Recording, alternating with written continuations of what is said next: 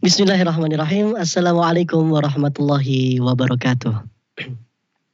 Alhamdulillahi wassalatu wassalamu ala rasulillahi amma ba'd. Alhamdulillahirabbil alamin. Senang sekali rasanya pemirsa, kita bisa berjumpa kembali pemirsa Fatwa TV dan pendengar dimanapun Anda berada. Di hari Rabu sore ini kita bisa bersua kembali dalam program acara rutin kita, yaitu live interaktif fikih ibadah bersama guru kita semua, Ustadz Anas Burhanuddin MA Hafizahullah Ta'ala, yang mana beliau merupakan anggota Dewan Fatwa Perhimpunan Al-Irsyad. Di sore hari ini disiarkan langsung dari studio Fatwa TV Jember. Insya Allah selama 1 jam ke depan kita akan bersama-sama mendengarkan nasihat beliau. Kita akan bersama-sama mendengarkan faedah dari apa yang beliau sampaikan di sore hari ini. Dan alhamdulillah telah bersama kita semua Ustadz Anas Burhanuddin di studio Fatwa TV Jember. Kita sapa terlebih dahulu. Assalamualaikum Ustadz. Waalaikumsalam warahmatullahi wabarakatuh. Bagaimana kabar Ustadz? Sehat Ustadz? Alhamdulillah saya sehat. Alhamdulillah Ustadz ya. Semoga antum juga. Amin, alhamdulillah Ustadz. Ana juga alhamdulillah sehat, dan ini cuaca di Jember hujan Ustadz ya. Ya alhamdulillah setelah beberapa hari tidak hujan, hari ini kita kembali mendapatkan rahmat Allah berupa hujan. Betul. Semoga ini menjadi apa Ustadz ya? Rahmat bagi kita Ustadz ya.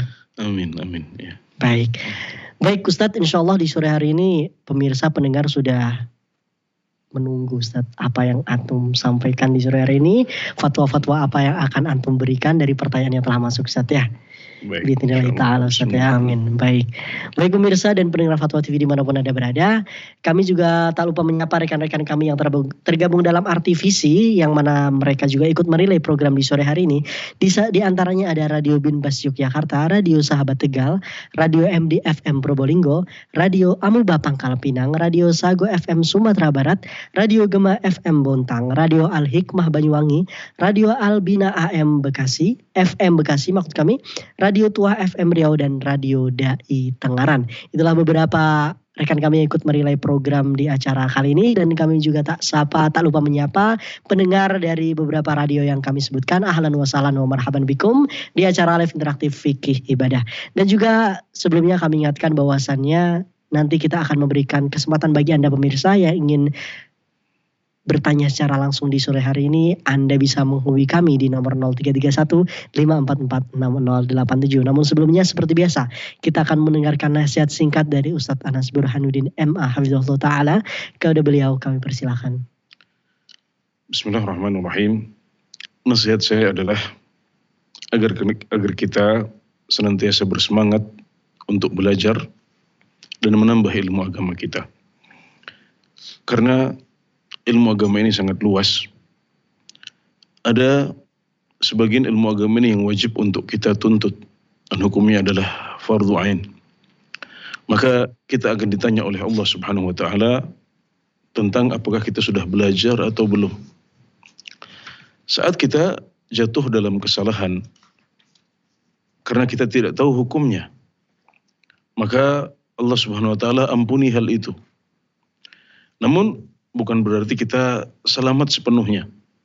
Karena kalau ilmu tersebut adalah ilmu yang wajib untuk kita tuntut, tapi kita tidak mau untuk mempelajarinya, kemudian kita jatuh dalam kesalahan tersebut, maka berarti kita tercela karena tidak menuntut ilmu dan tidak tahu hukum permasalahan tersebut.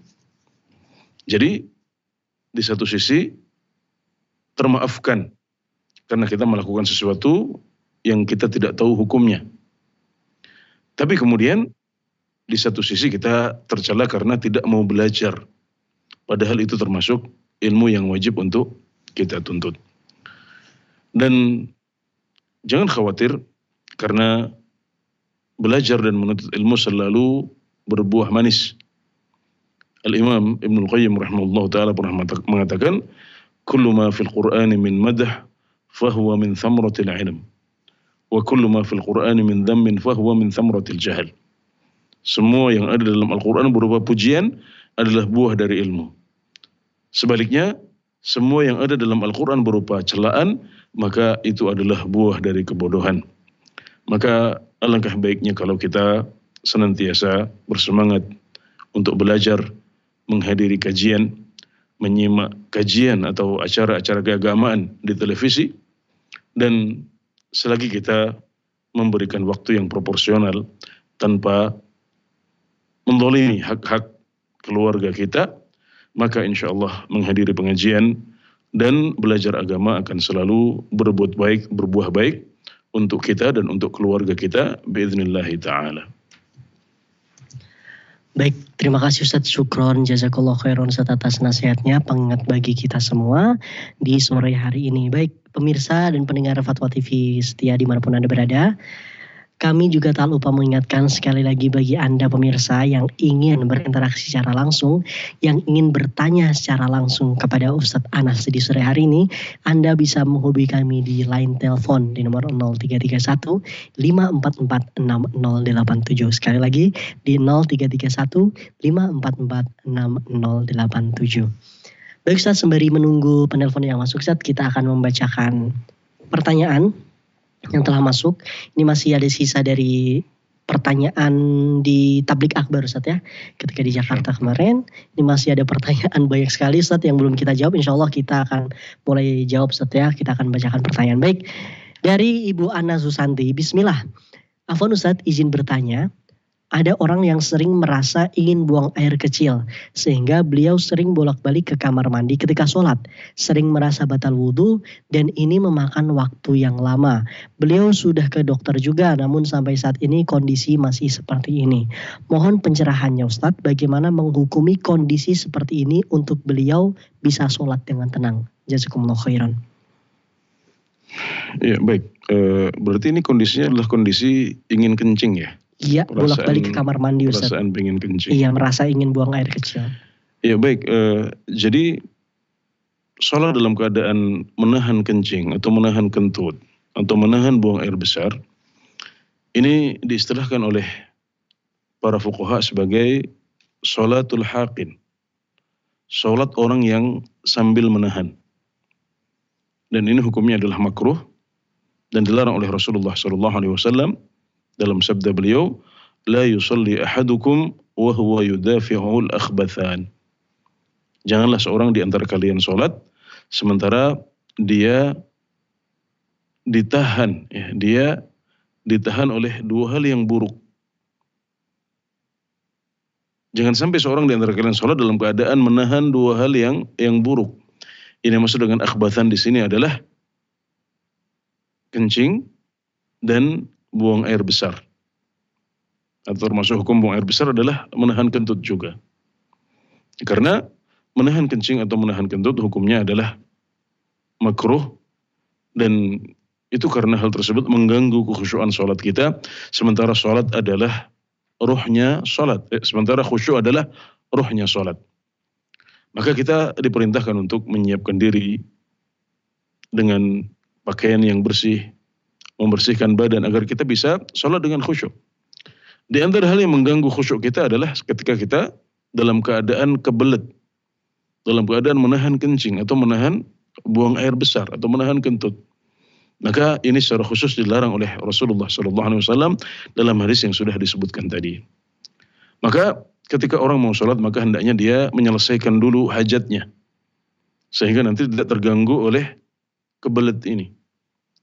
Dan kalau dia berada di tengah-tengah sholat maka lebih baik dia membatalkannya, ya, agar segera dia bisa membuang hajat, kemudian dia melanjutkan lagi sholatnya dalam keadaan khusyuk. Namun kalau hal ini terjadi berulang-ulang, ya, bahkan itu hanya perasaan-perasaan yang seharusnya tidak perlu diikuti, yakni waswasah, berupa gangguan yang sebenarnya tidak real, hanya perasaan-perasaan saja. Nah ini harus diwaspadai karena bisa jadi merupakan bagian dari waswasah. Ya, godaan dari setan, gangguan dari setan, agar kita tidak khusyuk dalam sholat kita. Maka kalau seandainya ini adalah bagian dari waswasah, maka hendaknya kita abaikan saja dan tidak perlu kita pedulikan. Silakan Anda tetap sholat, lanjutkan saja sholatnya, fokus pada bacaan zikir yang kita baca dalam sholat, maka insya Allah kita akan sholat dalam keadaan khusyuk. Jadi kadang-kadang justru solusinya adalah dengan mengabaikan bisikan-bisikan dan gangguan-gangguan ini. Adapun kalau itu adalah kebelet yang real, maka tadi sudah disebutkan bahwasanya kita dilarang untuk sholat dalam keadaan seperti itu, maka bereskan dulu hajat Anda, kemudian kembali ke sholat dalam keadaan lebih siap dan lebih khusyuk insyaallah. Ustadz, kita sudah tersambung dengan penelpon pertama. Ini ada Bapak Dani yang ada di Oku Selatan, Sumatera Selatan. Baik, di Palembang ini tepatnya Ustadz. Baik, kita sapa terlebih dahulu. Halo, Assalamualaikum Fatwa TV. Baik, Bapak Dani mungkin bisa dikecilkan suara televisinya. Halo, Assalamualaikum Pak Dani. Ya, silakan Bapak dengan pertanyaannya.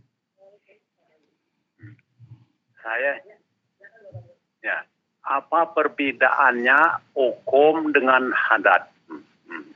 Tolong penjelasannya. Hukum dengan hadas. Apa maksudnya najis dengan hadas, Pak? Ya. Baik. Pak Dan. Najis. Kan kalau hukum agama kan. Adat, misalnya keadaan kami ada. Oh, adat. Oke. Ya.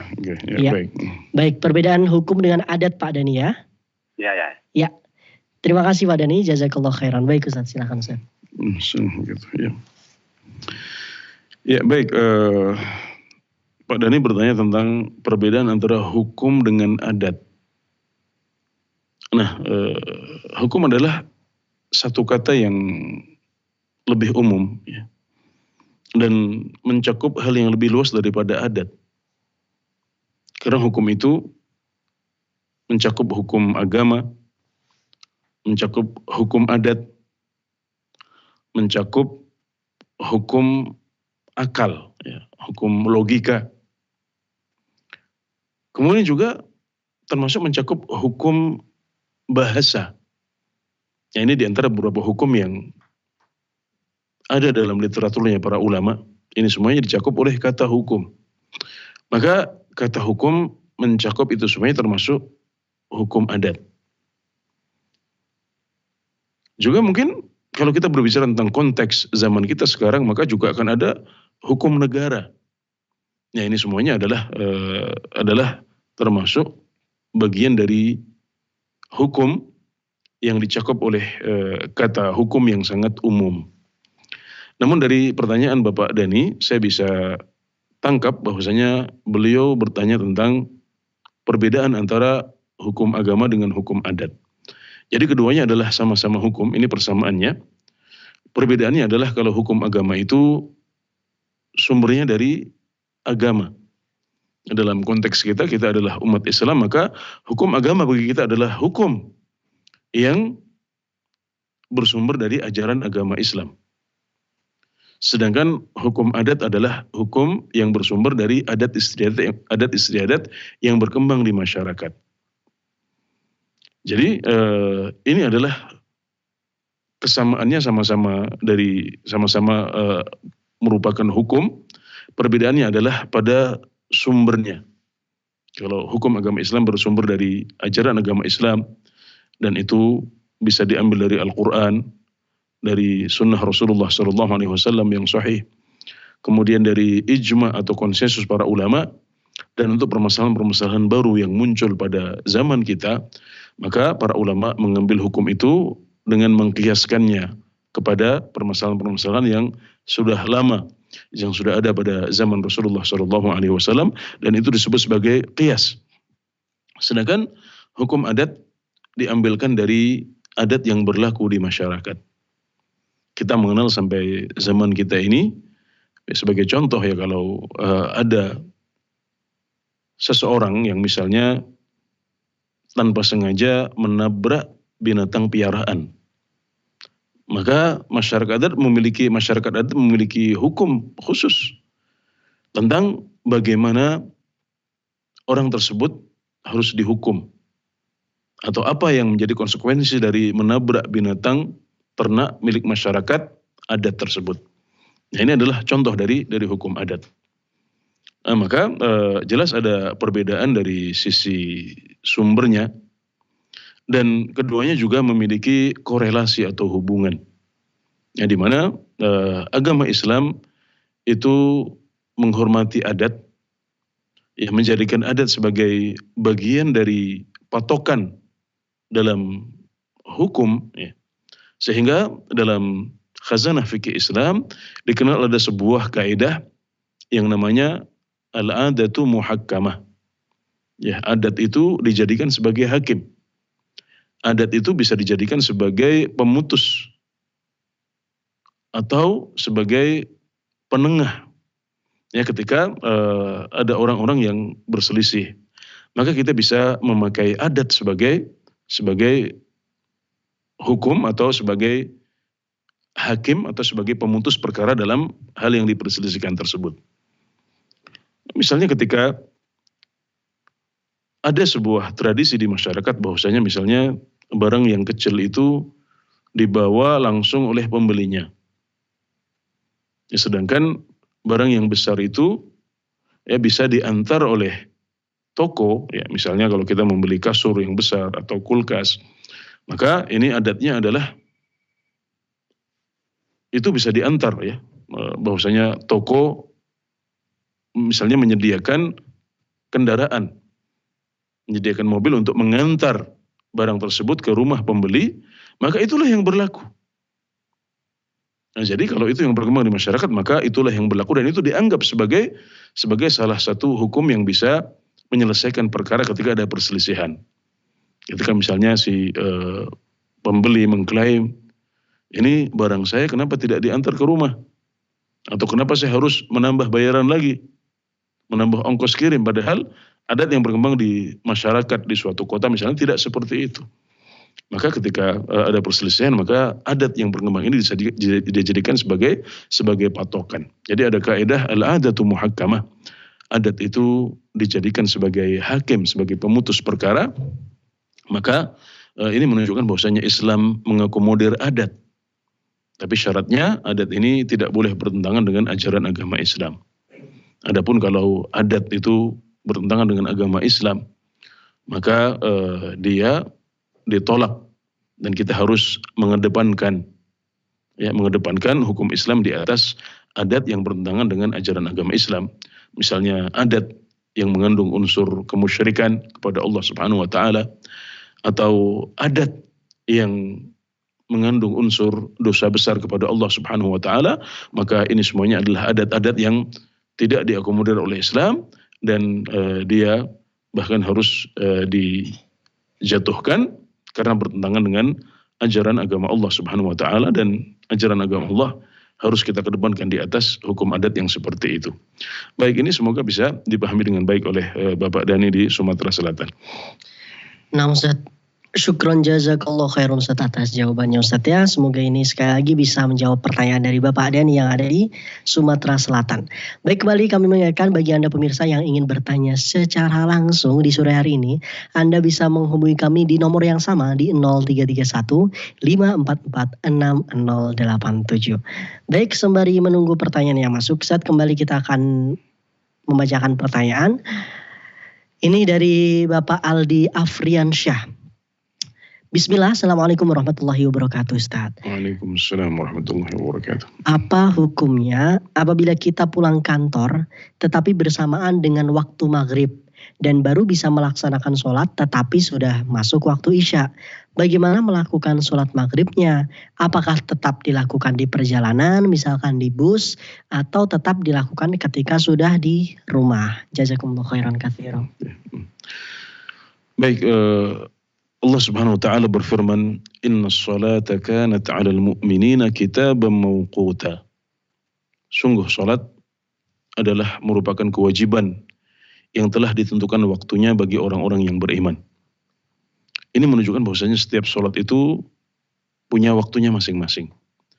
Ada awal waktu yang tidak boleh kita dahului, dan kalau kita salat sebelum waktunya masuk maka salat kita tidak sah. Begitu juga kita tidak boleh untuk mengakhirkan sholat sampai keluar waktunya. Kecuali dengan uzur. Misalnya karena kita ada kesibukan tertentu, ada sakit, ya, ada operasi, atau dalam kondisi safar, maka kita boleh untuk melakukan sholat di luar waktunya, yakni dengan menjamak sholat. Maka hukum dasarnya adalah kita tidak boleh menjamak sholat kecuali kalau kita memiliki uzur yang kuat untuk menjamak sholat kita. Maka dalam kasus yang ditanyakan, hendaknya kita berusaha untuk sholat dulu. Sebelum kita naik kendaraan umum atau menaiki kendaraan kita, toh karena waktu maghrib sudah masuk, maka hendaknya kita sholat maghrib dahulu. Ya, baru kemudian kita naik kendaraan umum. Nah, ini adalah sesuatu yang harus dilakukan oleh setiap muslim untuk menghormati waktu sholat, sehingga bisa mengerjakan sholat pada waktunya masing-masing. Nah, kalau misalnya kita tidak memiliki kendaraan pribadi, adanya adalah kendaraan umum, dan kalau kita tidak naik kendaraan pada waktu itu, maka kita tidak akan bisa pulang misalnya. Nah, maka di sini berarti ada unsur haraj, ada unsur kesulitan, ya, kerepotan kalau kita tidak naik kendaraan yang sudah menunggu ketika kita keluar dari kantor itu. Dan di sebagian kota kondisi macet yang sangat parah juga itu lebih berat dibanding dengan uzur hujan misalnya, yang oleh Rasulullah SAW dijadikan sebab untuk gugurnya sholat jamaah dan bolehnya menjamak sholat. Ya, hujan ya, itu bisa membolehkan kita untuk mengerjakan sholat jamaah. Safar juga adalah kondisi yang membolehkan kita untuk mengerjakan sholat secara dijamak. Maka kondisi tadi ya, tidak memiliki kendaraan pribadi, kemudian jadwal kendaraan umumnya sangat terbatas, dan kalau kita tidak segera naik maka kita akan ketinggalan dan tidak bisa pulang. Maka ini adalah kondisi yang lebih berat dibandingkan dengan kondisi safar, dibandingkan dengan kondisi hujan. Ya. Maka itu adalah salah satu sebab yang membolehkan seseorang untuk menjamak sholatnya. Maka tidak masalah dia menjamak sholatnya ketika nanti sudah tiba di rumah. Ya, ini adalah sebuah kemudahan yang diberikan dalam agama kita, dan Islam itu memiliki unsur fleksibilitas, ada unsur luas. Dan jika ada kesulitan-kesulitan seperti ini, maka kita boleh untuk mengambil rukhsah yang diberikan oleh Allah Subhanahu wa taala. Tapi sekali lagi, hukum asalnya adalah setiap sholat harus dikerjakan pada waktunya.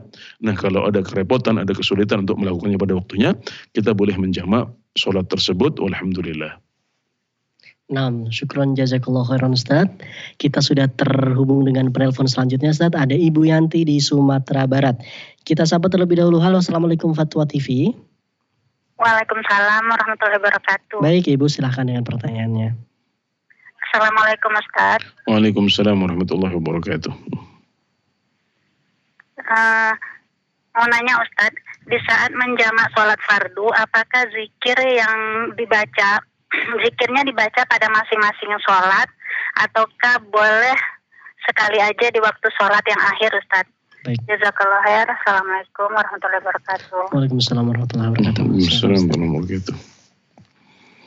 Ya, ketika seseorang menjamak sholat, maka kedua sholat ini dilakukan dalam waktu yang berdekatan. Jadi tidak boleh ada jeda yang terlalu panjang antara dua sholat ini. Ketika kita sholat zuhur dengan asar, ya, misalnya secara jamak, maka hendaknya kita mengerjakan sholat zuhur dahulu. Nah, kemudian setelah itu kita segera mengerjakan sholat asar. Karena jamak itu adalah menggabungkan. Ya, maka kita gabungkan, maka segera dilakukan. Dan dulu praktiknya pada zaman Rasulullah SAW, ya, beliau mengerjakan sholat jamak itu dengan satu adzan dan dua iqamat. Nah, jadi jedanya hanya iqamat saja. Beliau adzan, kemudian iqamat untuk sholat yang pertama. Setelah itu beliau menyuruh para sahabat untuk iqamat lagi untuk sholat yang kedua. Jadi jedanya hanya dengan iqamat saja. Bahkan dalam sebagian hadis ketika beliau mengerjakan sholat jamaah ini di haji wada beliau, disebutkan bahwasanya beliau tidak melakukan apa-apa di antara keduanya. Ya, jadi tidak ada sholat ba'diyah, juga tidak melakukan zikir yang terlalu panjang, jedanya adalah iqamat saja. Ya, maka inilah yang dicontohkan oleh Rasulullah SAW. Maka kalau Anda menjamak sholat, maka setelah sholat yang pertama Anda segera bangkit untuk sholat kedua, kemudian cukup jedanya adalah dengan iqamat saja. Dan kalau setelah sholat yang kedua Anda bisa punya waktu yang lebih longgar, maka di situ Anda bisa mengerjakan zikir setelah sholat seperti biasa.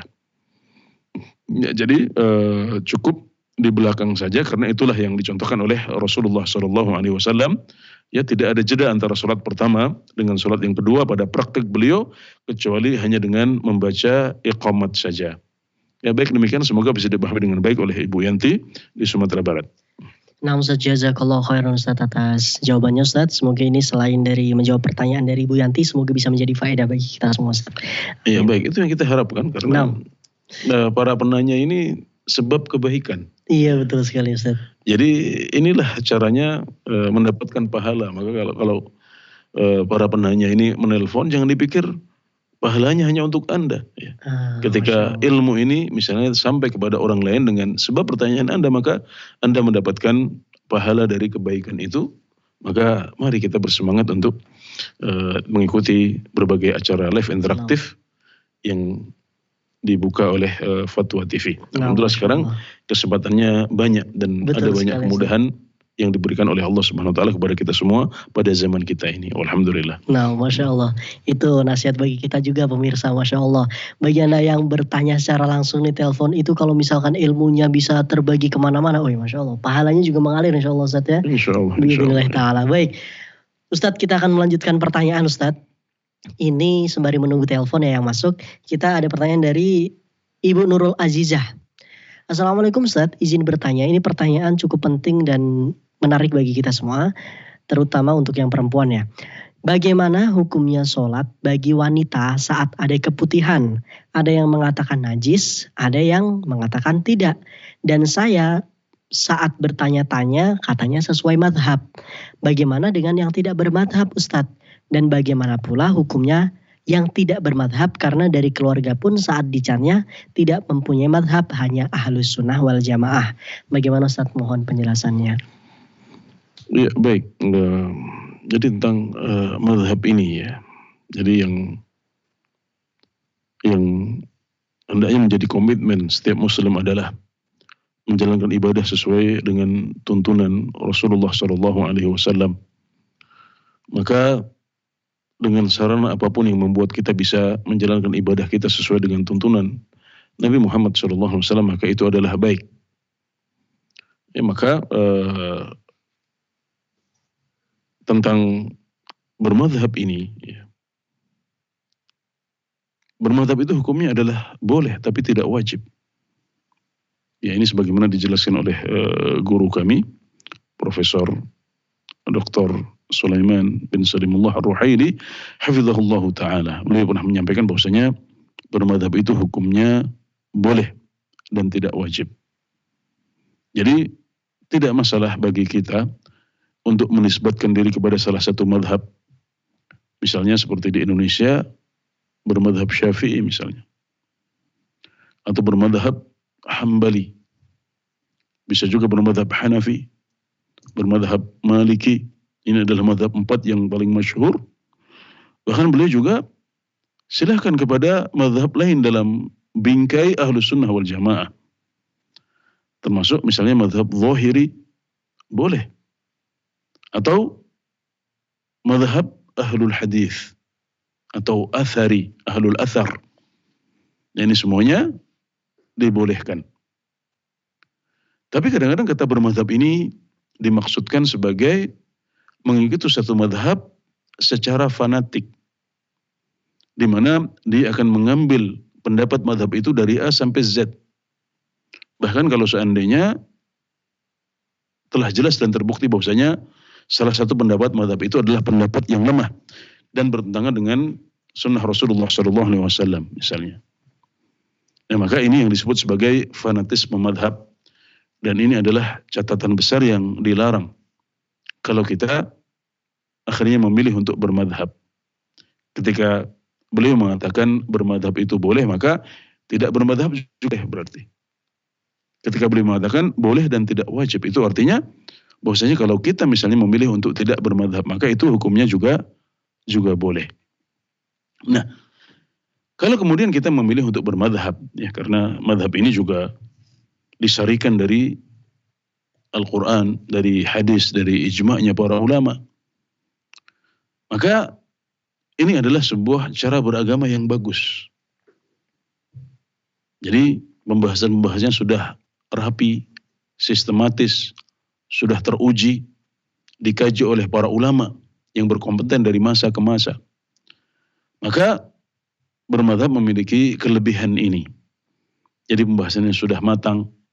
Nah, kita tinggal mempelajari kemudian mengamalkannya saja. Tapi ingat bahwasanya pada masing-masing mazhab itu ada pendapat yang marjuh, pendapat yang lemah. Nah, kalau kita memilih untuk bermadzhab, maka catatan yang paling penting adalah hendaknya kita tidak fanatik, dan kalau jelas bagi kita bahwasanya ada satu pendapat dalam mazhab yang bertentangan dengan sunnah Rasulullah SAW, maka hendaknya kita meninggalkan pendapat mazhab yang itu untuk kemudian mengikuti pendapat yang lain yang lebih kuat tanpa harus keluar dari mazhab kita. Nah, inilah yang dicontohkan oleh para ulama kita. Para ulama yang bermadzhab mereka juga tidak fanatik. Maka kita dapati dengan mudah bahwasanya kadang-kadang murid-muridnya Imam Abu Hanifah menyelisihi beliau dalam permasalahan-permasalahan fikih. Bahkan dalam banyak permasalahan.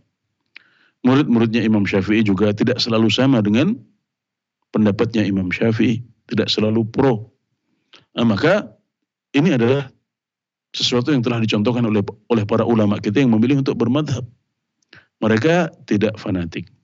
Nah, untuk menyebutkan sebuah contoh misalnya, dalam mazhab Hanafi, ya dalam mazhab Imam Abu Hanifah, itu ada pendapat yang menyebutkan bahwasanya khamr itu sebatas pada minuman keras yang terbuat dari anggur saja. Ya, jadi minuman keras yang terbuat dari buah anggur. Adapun minuman keras yang tidak terbuat dari anggur, maka ini tidak disebut khamr.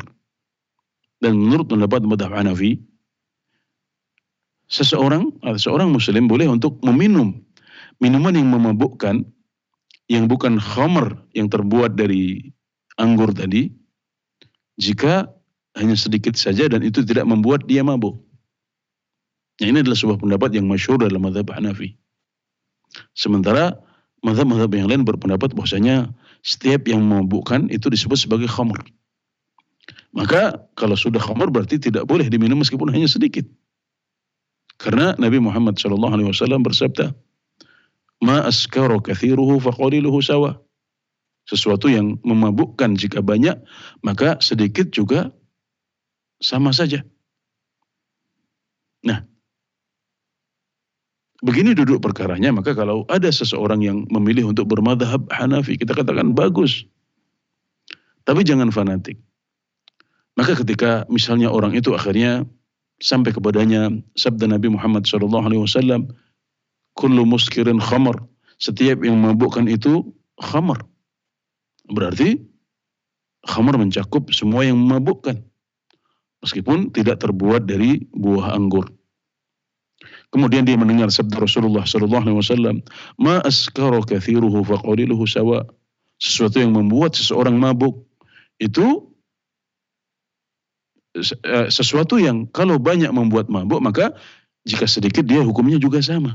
Nah, ini adalah dua sabda Rasulullah SAW yang ketika seseorang mendengarnya maka dia harus mengikuti sabda Rasulullah SAW yang ini.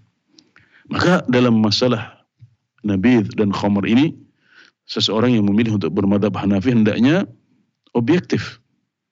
Hendaknya melihat kalau sudah sahih baginya hadis ini atau dua hadis yang saya sebutkan tadi, maka hendaknya dia memilih pendapat yang lebih kuat dalam hal ini, yaitu yang menyebutkan bahwasanya minuman itu termasuk khamr dan dia tidak boleh diminum meskipun hanya sedikit saja, dan dalam permasalahan itu dia meninggalkan pendapat mazhabnya untuk berpindah kepada mazhab yang lain dalam masalah itu saja, tidak masalah.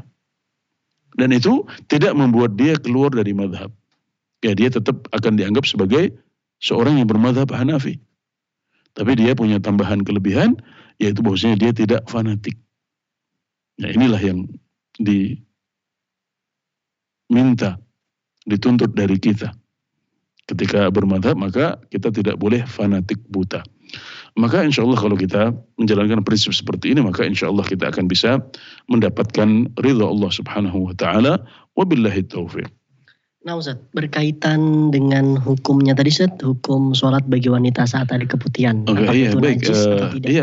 Keputihan ini diistilahkan sebagai ifrozat, ya, dan ini adalah cairan yang berlebih, ya, cairan yang berlebih yang dimiliki oleh seorang wanita dalam kondisi tertentu.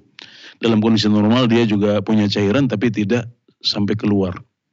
Karena organ intim wanita, ya, organ intim wanita ini juga butuh kelembaban.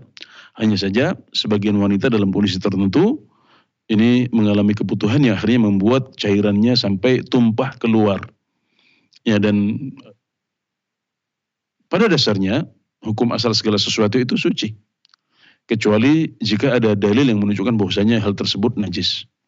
Maka dalam hal ifrozat atau hal keputihan ini kita juga menggunakan kaidah ini bahwasanya kita tidak mengetahui ada penjelasan bahwasanya keputihan itu disebut najis oleh Rasulullah SAW. Tidak ada dalil yang menunjukkan seperti itu, maka kita mengatakan bahwasanya cairan keputihan ini tidaklah najis. Ya, karena hukum asalnya adalah suci. Ya, sedemikian rupa. Kenapa kita mengatakan bahwasanya air kencing itu najis? Ya, karena ada dalil yang menunjukkan bahwasanya dia najis. Ya, ini diantaranya kesepakatan para ulama semuanya bahwasanya air kencing itu hukumnya najis. Juga sabda Nabi Muhammad SAW yang bunyinya yughsalu min bauli al-jariyah wa yurashu min baulil ghulam.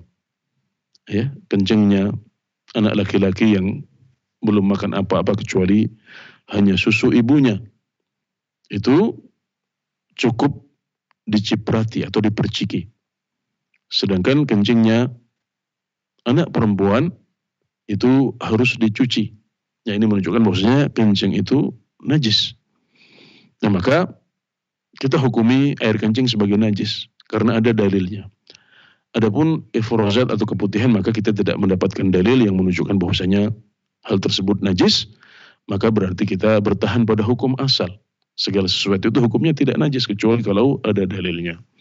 Maka inilah hukum dari keputihan atau ifrozat yang ditanyakan oleh saudari penanya. Allahu ta'ala alam.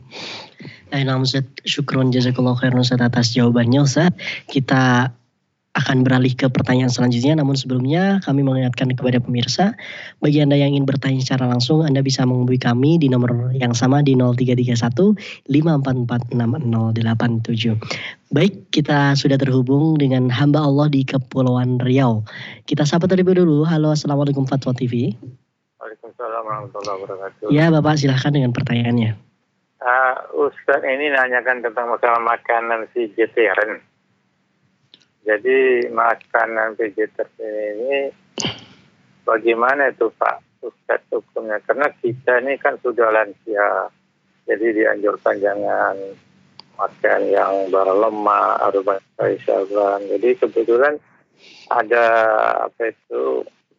ormas yang mensegahkan makanan vegetarian ini, apa itu boleh kita konsumsi itu Pak Ustaz? Mungkin demikian aja dulu. Ya, vegetarian ya Pak ya? Vegetarian ya. Ya, saya syukuran aja Pak Ustaz dengan hati aja. Nah, terima kasih Bapak dengan pertanyaannya. Barakallahu fikum. Silakan Ustaz. Baik, sebelum saya berpindah ke Bapak hamba Allah di Kepulauan Riau ya, saya ingin menambahkan tadi. Ini juga faedahnya berhubungan dengan pertanyaan beliau juga. Ya. Kembali ke pertanyaan tentang keputihan tadi. Ya. Jadi ketika seseorang sudah bertanya kepada ulama atau ustadz yang dia percayai, maka kewajibannya sebagai orang awam sudah cukup. Kalau ustadznya misalnya mengatakan, oh itu keputihan itu tidak najis. Atau sebaliknya memang menurut sebagian ulama itu najis. Kalau dia sudah mengatakan demikian, maka kewajiban dia sebagai seorang awam itu sudah terpenuhi. Karena kewajiban orang awam adalah bertanya. Allah Subhanahu wa taala berfirman, "Fas'alu ahla dzikri in kuntum la ta'lamun." Maka bertanyalah kepada para ulama jika kalian tidak mengetahuinya. Maka kalau Anda sudah bertanya kepada para ulama atau ustadz atau kiai yang mumpuni menurut Anda terpercaya, maka bismillah sudah jalankan apa yang menjadi fatwa beliau itu. Ya, dan apa yang kami sampaikan tadi bahwasanya efrozat atau rutubah atau keputihan itu tidak najis adalah pendapat jumhurul ulama, pendapat sebagian besar ulama.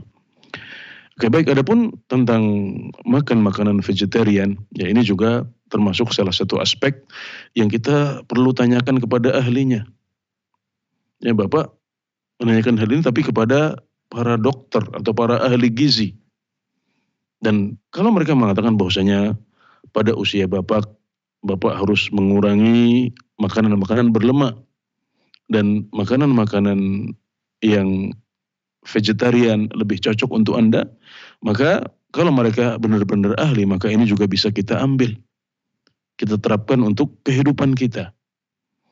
Ya, karena yang ahli dalam hal ini bukan para ulama. Yang ahli dalam hal ini adalah para dokter dan para ahli gizi. Nah, kalau mereka sudah memfatwakan, ya dalam tanda petik, ya mereka memfatwakan bahwasanya makanan-makanan ini lebih baik untuk Anda. Ya, makanan-makanan berlemak ini akan membahayakan, akan berdampak kepada penyakit-penyakit, menambah tinggi kolesterol, ya menambah asam urat, dan ini yang kita buktikan, kita sudah buktikan bahwasanya semakin tua badan kita maka dia semakin rentan dengan berbagai penyakit. Maka adalah sikap yang bijak kalau kemudian seseorang itu membatasi makanannya, mencukupkan diri dengan makanan-makanan sehat saja, ya mengurangi lemak, mengurangi kolesterol dan lain sebagainya. Ini adalah sikap yang bijak yang tidak bertentangan dengan hukum agama Islam. Karena saat kita menghindari makanan-makanan yang seperti ini, kita tidak mengharamkannya. Tapi semata-mata kita tidak memakannya karena pertimbangan kesehatan dan faktor usia kita yang sudah semakin menua. Ya baik, demikian semoga bisa dipahami dengan baik oleh saudara penanya. Jazakallahu khairan Ustaz atas jawabannya. Kita akan berlanjut dengan penelpon selanjutnya Ustaz. Ada Ibu Misti di Palembang. Kita sapa. Halo, Assalamualaikum Fatwa TV. Waalaikumsalam warahmatullahi wabarakatuh. Baik Ibu Misti, silahkan dengan pertanyaannya. Ingin bertanya, Assalamualaikum Ustaz. Waalaikumsalam warahmatullahi wabarakatuh. Gini Ustaz, ini ibu saya itu anaknya yang nomor 1. Adik-adiknya 7 masih kecil. Nah dulu orang tua ibu saya itu mempunyai amanat dengan ibu saya. Nah kalau ini tentang adat sebenarnya Ustaz. Adat ini seperti ini. Orang tua dulu menitipkan amanat untuk bahwa ada rumah, ada sawah seperti itu diamanatkan untuk ibu saya. Karena di adat kami perempuan itu tempat berkumpulnya para keluarga seperti itu. Baik. Nah, setelah sekarang adik-adiknya dewasa, sudah menikah semua, ibu saya itu menyampaikan amanat tersebut. Nah, ternyata dari 6 adik-adiknya tadi, ada yang tidak menolak seperti itu amanat dari orang tua tadi, tidak menerima. Baik. Bagaimana itu menyikapinya Ustaz? Mohon solusinya. Terima kasih.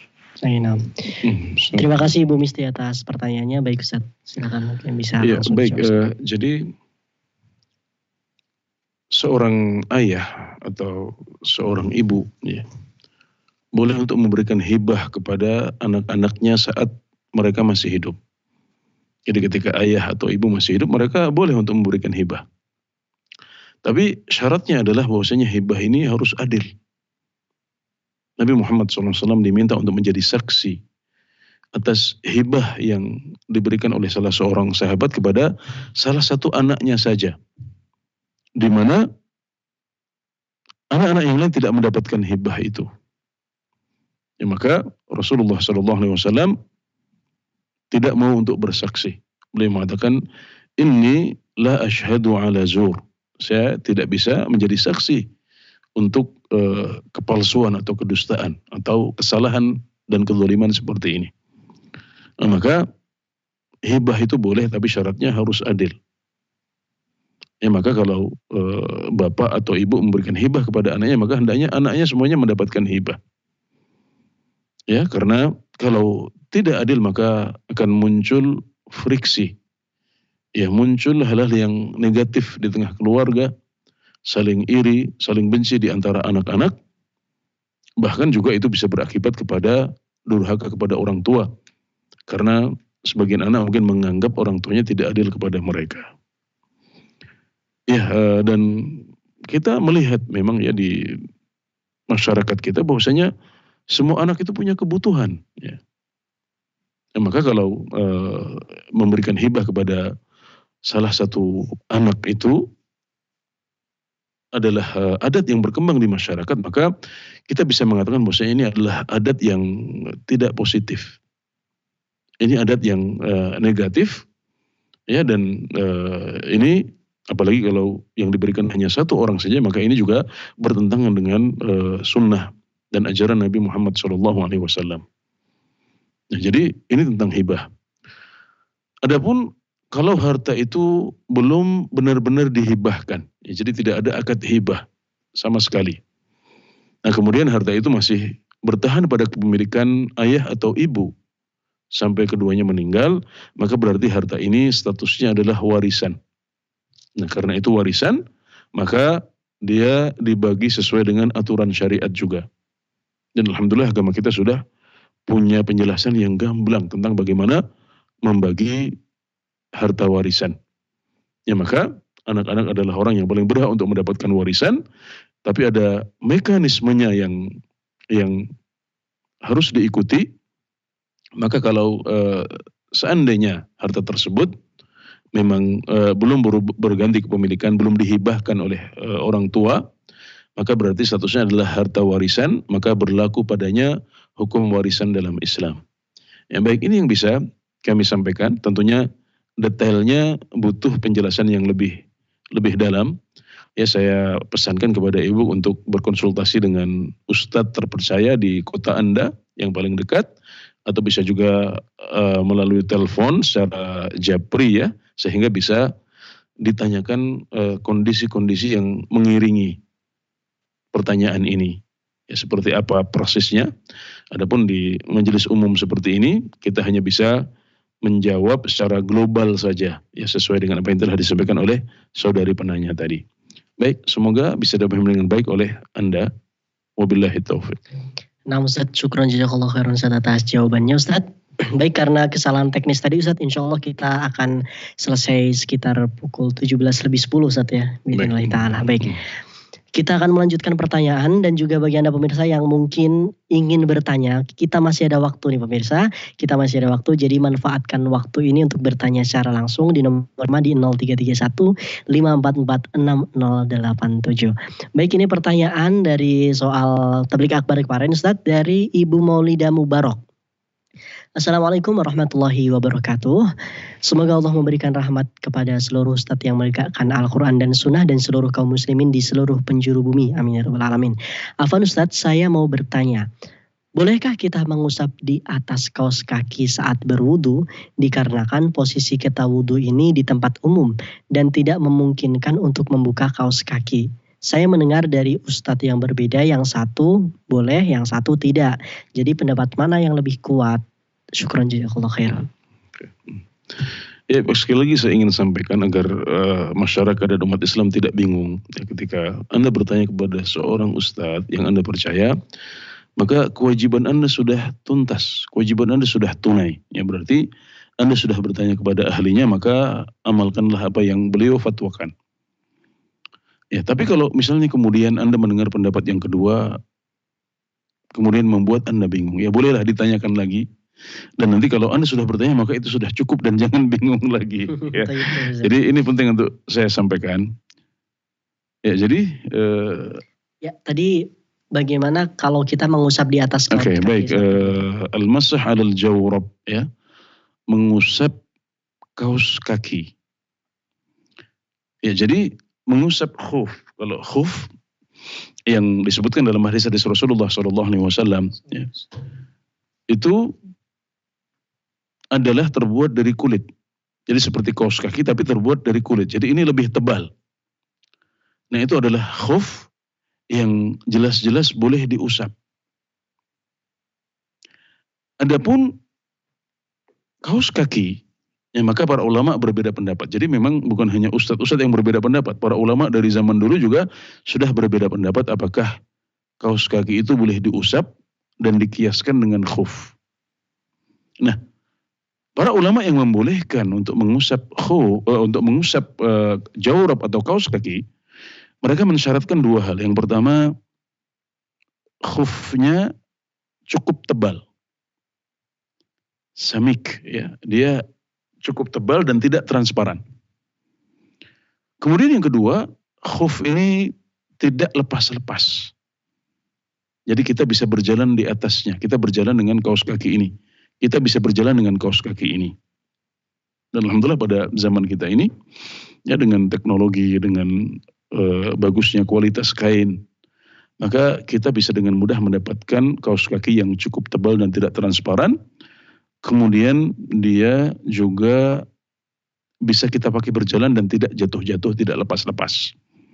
Nah, kalau kaos kaki yang Anda pakai adalah kaos kaki yang memenuhi dua kriteria ini, maka Anda boleh untuk mengusapnya. Dan ini menjadi rukhsah bagi para wanita, ya, untuk sebagai tambahan faedah, para wanita boleh untuk mengusap kaos kaki dan juga boleh untuk mengusap kerudung mereka.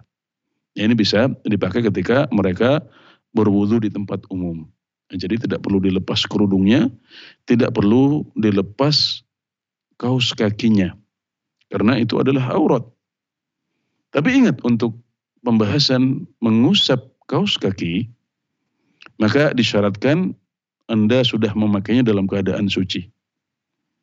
Jadi syaratnya adalah ketika Anda memakai kaos kaki, Anda dalam keadaan suci. Nah, kalau Anda sudah memakainya dalam keadaan suci, maka pada kesempatan kedua ketika Anda wudu, maka Anda boleh untuk mengusapnya.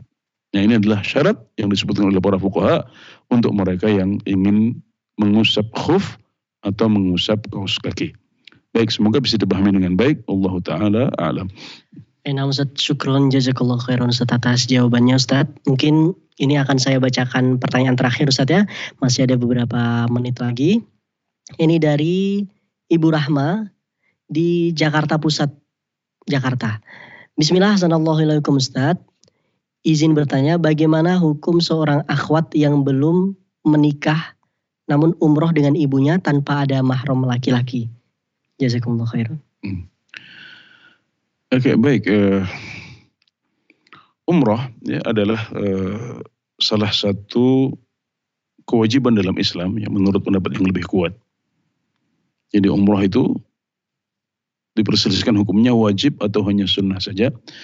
Dan yang lebih kuat hukumnya adalah wajib. Nah, karena hukumnya wajib maka dia bisa dikiaskan dengan haji yang wajib.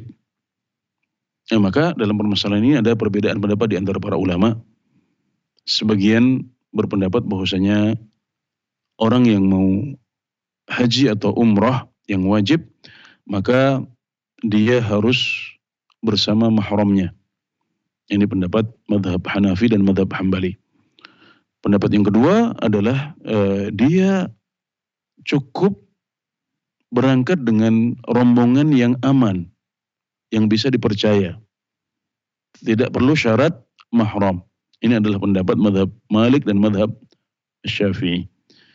Ya, dan yang lebih kuat Allah Ta'ala alam adalah pendapat yang pertama, yaitu mensyaratkan mahram. Karena Rasulullah SAW bersabda, la yahillu limra'atin tu'minu billahi wal yawmil akhir an tusafir illa wa ma'aha dhu mahram.